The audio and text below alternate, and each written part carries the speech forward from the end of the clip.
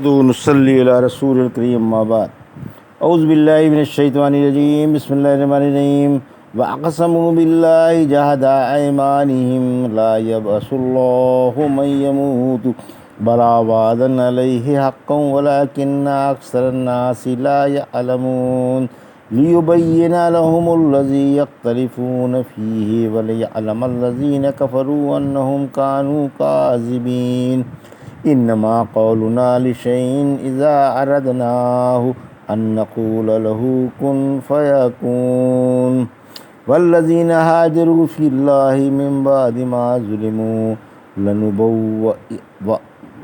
لنبوئنهم في الدنيا حسنة ولا اجر الآخرة اكبر لو كانوا يعلمون الذين صبروا وعلى ربهم يتوكلون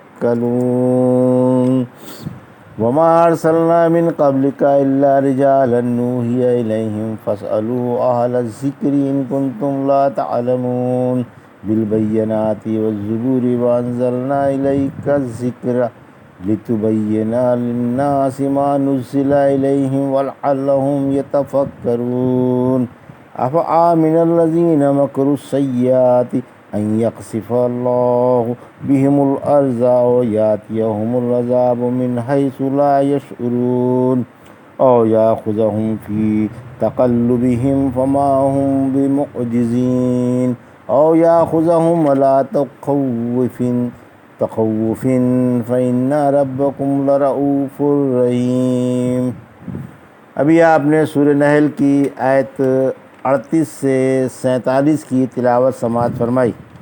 ان آیتوں کا ترجمہ اور تفسیر اس طرح ہے: وَأَقْسَمُوا بِاللَّهِ جَهْدَ أَيْمَانِهِمْ لَا يَبْعَثُ اللَّهُ مَن يَمُوتُ بَلَا وَعْدًا عَلَيْهِ حَقٌّ وَلَكِنَّ أَكْثَرَ النَّاسِ لَا يَعْلَمُونَ۔ آیت 38: لِيُبَيِّنَ لَهُمُ الَّذِي يَخْتَلِفُونَ فِيهِ وَلِيَعْلَمَ الَّذِينَ كَفَرُوا أَنَّهُمْ كَانُوا كَاذِبِينَ۔ آیت 39: انما قولنا لشيء اذا اردناه ان نقول له كن فيكون۔ آیت 40۔ ترجمہ: انہوں نے پکی قسمیں کھا کر کہا کہ مرنے والے کو اللہ زندہ نہیں کرے گا، کیوں نہیں؟ اللہ کا سچا وعدہ ہے، لیکن اکثر لوگ علم سے بے بہرہ ہی رہتے ہیں تاکہ اللہ انہیں ان کے اختلافات کی خبر دے اور تاکہ کافروں کو یقین ہو جائے کہ وہ جھوٹے تھے۔ جب ہم کسی چیز کو کرتے ہیں تو اس سے کن ہی کہہ دیتے ہیں، پھر وہ ہو جاتی ہے۔ یہ تھا ترجمہ سورہ نحل کی آیت 38 سے 40 کا۔ تفسیر: آیت 38: زندگی بعد الموت برحق ہے۔ ارشاد ہے کہ مشرکوں نے پکی قسمیں کھا کر کہا کہ اللہ مرنے والوں کو زندہ نہیں کرے گا۔ زندگی بعد الموت کو عقل سے دور سمجھا، رسولوں کی بات نہ مانی اور ان کے خلاف دعوے کر بیٹھے کہ زندگی بعد الموت ناممکن ہے۔ اللہ نے انہیں جھوٹا بتایا اور فرمایا کیوں نہیں، زندگی بعد الموت برحق ہے، یہ تو اللہ کا وعدہ ہے جو قطعی سچا ہے، البتہ اس کے خلاف ناممکن ہے۔ لیکن اکثر لوگ اپنی جہالت کی وجہ سے رسولوں کی مخالفت کرتے ہیں اور کفر کی دلدل میں جا پھنستے ہیں۔ آیت 39: زندگی بعد الموت کی حکمت۔ زندگی بعد الموت کی حکمت کا بیان ہے کہ اس سے لوگوں کے اختلافات ظاہر کر دیے جائیں گے اور گناہوں اور نیکیوں کا پورا بدلہ دیا جائے گا۔ سورہ نجم کی آیت 31 میں فرمایا تاکہ جن لوگوں نے برے عمل کیے ہیں انہیں ان کا اور جنہوں نے اچھے عمل کیے ہیں انہیں ان کا بدلہ مل جائے، اور تاکہ کافروں کو معلوم ہو جائے کہ انہوں نے جھوٹی قسمیں کھائی تھیں کہ اللہ مرنے والوں کو زندہ نہ کرے گا۔ آیت 40: اللہ قادر مطلق ہے۔ اللہ کی ہمگیر قدرت کا بیان ہے کہ وہ ہر چیز پر قادر ہے اور کسی بات سے عاجز نہیں۔ جب وہ کوئی چیز پیدا کرنے کا ارادہ فرماتا ہے تو کن کہہ دیتا ہے، پھر وہ چیز ہو جاتی ہے۔ زندگی بعد الموت بھی انہی چیزوں میں شامل ہے۔ جب وہ زندگی بعد الموت چاہے گا تو حسب مشیت اس کا ظہور ہو جائے گا۔ سورہ قمر کی آیت 50 میں فرمایا ہمارا حکم پلک جھپکنے کی طرح ایک ہی بار ہوتا ہے۔ سورہ لقمان کی آیت 28 میں فرمایا تم سب کا پیدا کرنا اور مار کر پھر دوبارہ پیدا کرنا ہمارے لیے ایک شخص کے پیدا کرنے اور مار کر دوبارہ پیدا کرنے کے برابر ہے۔ اللہ اپنے احکام کی تاکید کا محتاج نہیں، کیونکہ اس کا حکم نہ کوئی ٹال سکتا ہے اور نہ اس کی مخالفت کر سکتا ہے، کیونکہ وہ اکیلا ہے، سب پر غالب ہے اور سب سے بڑا ہے۔ اس کے قہر و اقتدار میں ہر چیز ہے اور وہ بڑی عزت و جلال والا ہے، اس کے سوا نہ کوئی سزاوار عبادت ہے اور نہ لائق اطاعت اور نہ کوئی مربی ہے۔ والذین ہاجروا فی اللہ من بعد ما ظلموا لنبوئنہم فی الدنیا حسنۃ ولا اجر الآخرۃ اکبر لو کانوا یعلمون۔ آیت 41۔ الذین صبروا وعلی ربہم یتوکلون۔ آیت 42۔ ترجمہ: ظلم کیے جانے کے بعد جنہوں نے اللہ کی راہ میں ہجرت کی، ہم انہیں دنیا میں بہترین ٹھکانہ دیں گے اور آخرت کا صلہ عظیم ترین ہے۔ کاش لوگوں کو معلوم ہوتا جو صبر و شکر کرنے والے ہیں اور اپنے رب پر بھروسہ رکھنے والے ہیں۔ یہ تھا ترجمہ آیت 41-42 کا۔ تفسیر: مہاجروں کی جزا، یعنی جنہوں نے اللہ کی رضا کے لیے دوست، احباب، عزیز و اقارب اور گھر بار چھوڑا تاکہ اللہ انہیں بہترین ثواب دے۔ ممکن ہے کہ اس آیت کا شان نزول ہجرت حبشہ ہو، جبکہ مکے میں مسلمانوں پر مشرکوں کی سختی حد سے بڑھ گئی تو مسلمان ہجرت کر کے حبشہ چلے گئے تاکہ اطمینان سے رب کی عبادت کر سکیں۔ ان مہاجروں میں قابل ذکر عثمان رضی اللہ تعالیٰ عنہ، آپ کی اہلیہ رقیہ رحمۃ اللہ علیہ وسلم کی صاحبزادی، جعفر بن ابی طالب اور ابو سلمہ بن عبد الاسود ہیں۔ یہ سب مرد عورت تقریباً 80 تھے۔ اللہ نے ان سے دنیا اور آخرت میں خیر و برکت کا وعدہ فرمایا اور اسے پورا کر کے دکھایا۔ چنانچہ انہیں دنیا میں بہترین ٹھکانہ مدینہ دیا گیا جہاں انہیں پاکیزہ اور حلال روزی ملی۔ یہ لوگ اپنا گھر بار اور مال و دولت چھوڑ کر اللہ کی رضا کے لیے نکلے تھے۔ اللہ نے انہیں دنیا ہی میں بہترین گھر اور پاکیزہ دولت عطا فرمائی، کیونکہ جو اللہ کی رضا کے لیے کوئی چیز چھوڑتا ہے اللہ دنیا ہی میں اس سے اس کا بہترین عوض عطا فرما دیتا ہے۔ چنانچہ ایسا ہی ہوا، اللہ نے انہیں ملک کے ملک دے دیے اور دنیا کا حاکم بنا دیا۔ پھر ان میں سے ہر ایک ارباب تقویٰ کا پیشوا تھا۔ پھر فرمایا کہ دنیا کا عوض کچھ بھی نہیں، آخرت میں جو نعمتیں ملنے والی ہیں وہ بے شمار اور پائیدار ہیں اور آخرت کا صلہ بہت ہی بڑا ہے۔ کاش ہجرت نہ کرنے والوں کو معلوم ہوتا کہ اطاعت گزاروں کا اللہ کے پاس جمع شدہ اجر بہت بڑا ہے۔ عمر رضی اللہ عنہ جب کسی مہاجر کو کچھ دیتے تو فرماتے، یہ لے، اللہ تمہیں اس میں برکت دے، اور یہ اللہ کے دنیوی وعدے کا ایفا ہے، اور آخرت میں جو تمہارا ذخیرہ ہے وہ بہت افضل و اعلیٰ ہے۔ پھر آپ یہی آیت پڑھ کر سناتے۔ آیت 42۔ مہاجروں کے اوصاف، یعنی مہاجر صبر و شکر کرتے ہیں اور اپنے رب پر بھروسہ رکھتے ہیں، یعنی قوم کی ایذا پر صبر کرتے ہیں اور اپنے اللہ پر جس نے دنیا اور آخرت میں ان کا اچھا انجام مقرر فرمایا ہے بھروسہ رکھتے ہیں۔ وما ارسلنا من قبلک الا رجالا نوحی الیہم فاسألوا اہل الذکر ان کنتم لا تعلمون۔ آیت 43۔ بالبینات والزبور وانزلنا الیک الذکر لتبین للناس ما نزل الیہم ولعلہم یتفکرون۔ آیت 44۔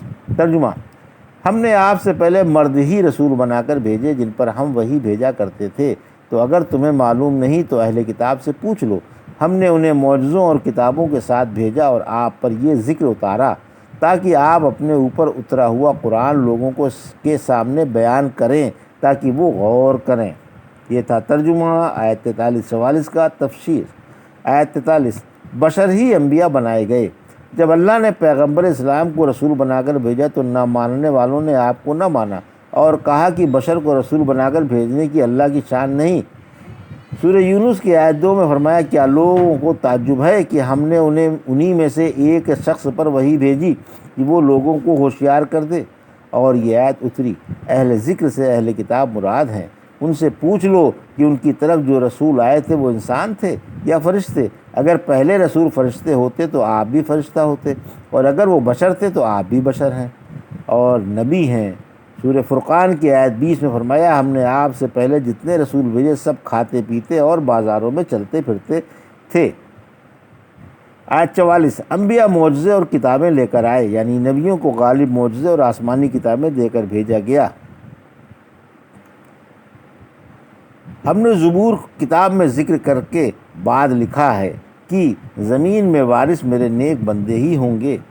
سورہ قمر کی آیت 52 میں فرمایا، لوگوں کے تمام عمل کتابوں میں ہیں۔ پھر فرمایا کہ ہم نے آپ پر قرآن اتارا تاکہ آپ لوگوں کو جو آپ کے رب نے آپ پر اتارا ہے سنا دیں، کیونکہ آپ اس کے مطلب سے اچھی طرح سے واقف ہیں اور اسے سب سے زیادہ جانتے ہیں، اور ہمیں یہ بھی معلوم ہے کہ آپ تمام دنیا میں افضل ہیں اور اولاد آدم کے سردار ہیں، لہذا آپ مجمل قرآن ان کے سامنے کھول کھول کر بیان کر دیں اور اس کے مشکل مسائل حل کر دیں تاکہ وہ بھی غور کر کے راہ پا جائیں اور دنیا اور آخرت میں نجات پا لیں۔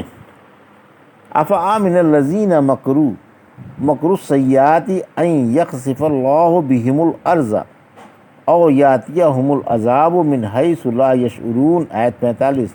او یاخذہم فی تقلبہم فما ہم بمعجزین، آیت 46۔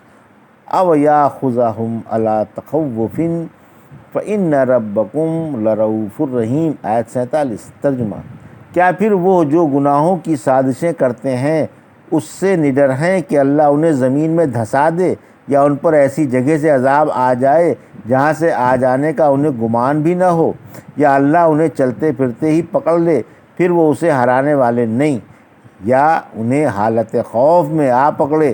یقین مانو تمہارا رب بڑا ہی شفیق و مہربان ہے۔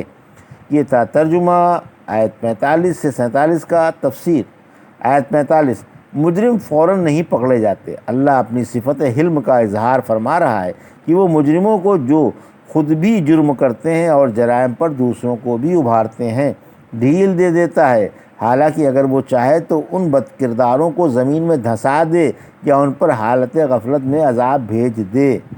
سورہ ملک کی آیت 16-17 میں فرمایا، کیا تم آسمان والے سے اس بات سے نڈر ہو کہ وہ تمہیں زمین میں دھسا دے پھر وہ ہلنے لگے، یا تم آسمان والے سے اس بات سے نڈر ہو کہ وہ تم پر آسمان سے پتھر برسا دے پھر تمہیں معلوم ہو جائے کہ میرا ڈرانا کیسا تھا۔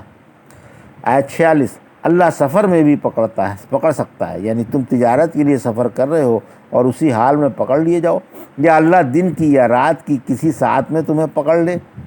سورہ اعراف کی آیت 97-98 میں فرمایا، کیا بستی والے اس بات سے نڈر ہیں کہ ان پر ہمارا عذاب رات میں سوتے سوتے یا دن میں کھیلتے کھیلتے آ جائے؟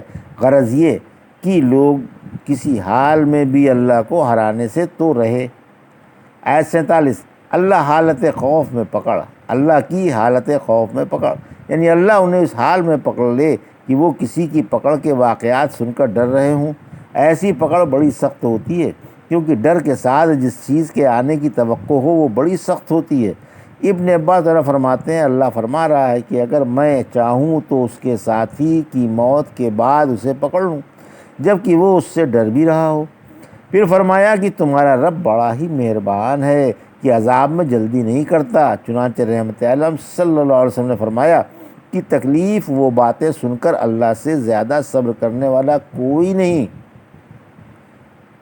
لوگ اس کی طرف اولاد منسوب کرتے ہیں مگر پھر بھی وہ انہیں روزی پہنچاتا ہے اور درگزر فرما دیتا ہے۔ یہ تھا سورہ نحل کی آیت 38 سے 47 کا ترجمہ اور تفسیر جو ابھی آپ نے سماعت فرمائی۔ بارک اللہ لی ولکم فی القرآن الحکیم ونفعنا ایاکم بآیات ذکر الحکیم۔